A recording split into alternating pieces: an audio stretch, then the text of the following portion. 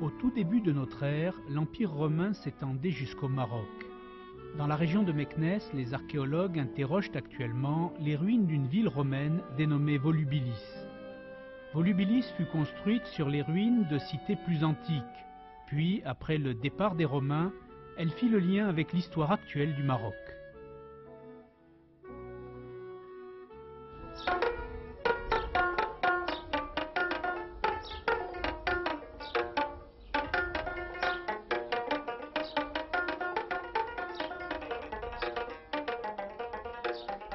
Nous sommes sur les contreforts du Moyen Atlas, au cœur du Maroc, non loin de Meknès, une région montagneuse riche en eau et en oliviers.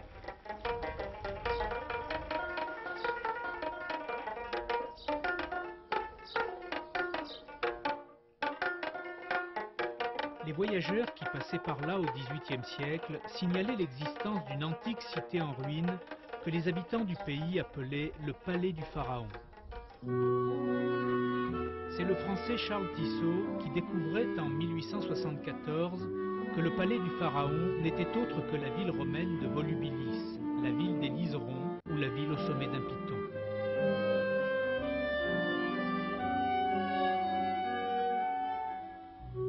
Les fouilles entreprises en 1915 permirent de mettre à jour tout d'abord les accès au lieu central de cette ville, le quartier monumental où se dressent le Capitole, la basilique et le forum. C'est le quartier par excellence où se passe la vie quotidienne, la vie administrative, la vie judiciaire et la vie politique. Et surtout qu'il y a un monument qu'on appelle la tribune Harangue. Sur cette tribune se mettaient les représentants de la loi, les représentants de la municipalité et quelquefois les représentants de l'Empire romain qui venaient diffuser l'information, qui venait informer la population de Volubilis des degrés impériaux.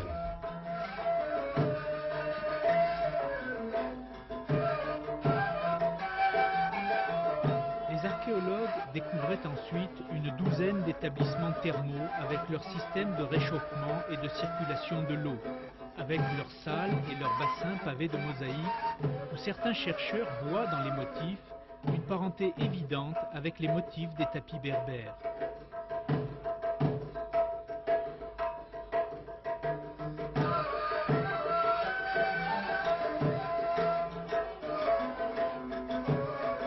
La villa dite d'Orphée est ornée dans sa grande salle de réception d'une des plus belles mosaïques découvertes à Volubilis.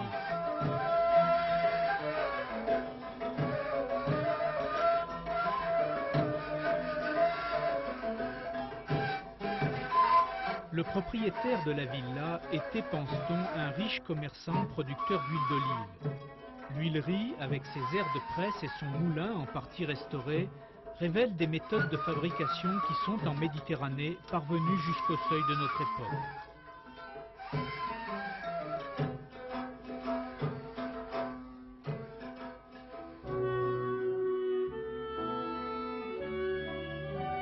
Le site de Volubilis a révélé une première occupation par les hommes qui date du néolithique, puis une deuxième occupation dès le IIIe siècle avant Jésus-Christ par une population de civilisation punique.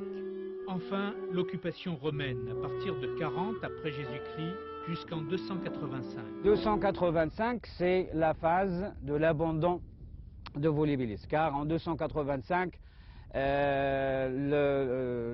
l'empereur Dioclétien a donné l'ordre à tous les troupes civiles et militaires romains de quitter le sud et de remonter vers le nord.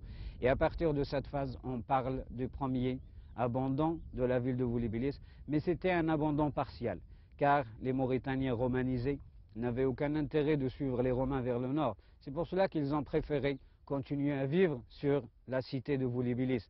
Nous savons, par un certain nombre de sources épigraphiques surtout, que pendant cette phase, il y avait la population qui habitait Volubilis, ils parlaient encore le latin et c'était christianisé. Après cette phase post-romaine, il y aura une autre phase encore d'occupation sur le site, et c'est la phase islamique.